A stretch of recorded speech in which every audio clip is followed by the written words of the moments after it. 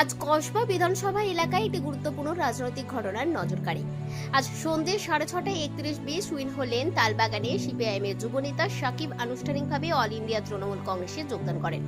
এই যোগদান অনুষ্ঠানে উপস্থিত ছিলেন তৃণমূল কংগ্রেসের বিশিষ্ট নেতা জাভেদ আহমেদ খান। স্থানীয় কর্মী সমর্থক এবং সাধারণ মানুষের উপস্থিতিতে এই কর্মসূচি অনুষ্ঠিত হয় বলে জানা যায়।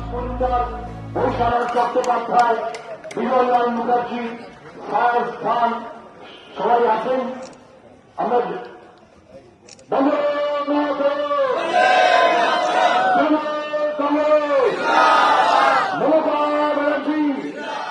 সাকিব কসবা ও সংলগ্ন এলাকায় এক পরিচিত যুবমুখ। 2021 সালের কলকাতা পৌরসভা নির্বাচনে 66 নম্বর ওয়ার্ড থেকে প্রতিদ্বন্দ্বিতা করেছিলেন। কলকাতা জেলা কমিটি সিপিআইএম এর সর্বকনিষ্ঠ প্রার্থীদের মধ্যে অন্যতম ছিলেন। ডিওয়াইএফআই তিলজলার টপসিয়া লোকাল কমিটি এর লোকাল সেক্রেটারি, ডিওয়াইএফআই কলকাতা জেলা কমিটির সদস্য, সংখ্যালঘু সম্প্রদায়ের সক্রিয় মুখপাত্র ও প্রতিনিধি, কসবা 3 নম্বর লোকাল কমিটির এরিয়া কমিটির সদস্য।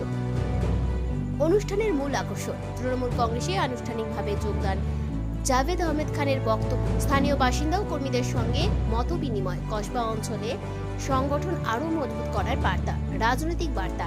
এই যোগদানকে রাজনৈতিক মহলে তাৎপর্যপূর্ণ বলেই মনে করা হচ্ছে।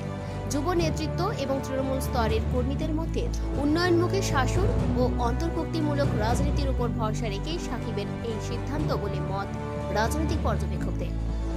এই ঘটনায় কসবা বিধানসভা এলাকায় তৃণমূল কংগ্রেসের সংগঠন আরো শক্তিশালী হবে বলেই মনে করা হচ্ছে।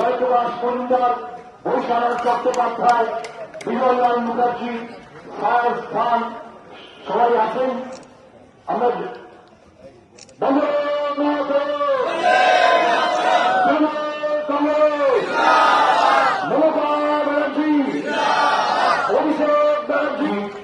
সচেতন ওয়ার্ড তৃণমূল কংগ্রেসের সভাপতি শ্রী বিজয়লাল মুখার্জি এরপরে হাতার দিন।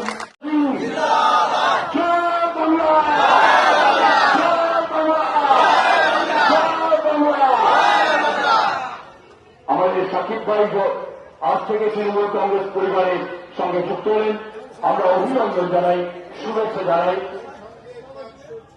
ওর সঙ্গে সাকিব ভাইয়ের সঙ্গে অনেকের কয়েকশো ছেলে, কয়েকশো কর্মী আজ তৃণমূল কংগ্রেস পরিবারে যুক্ত হলেন।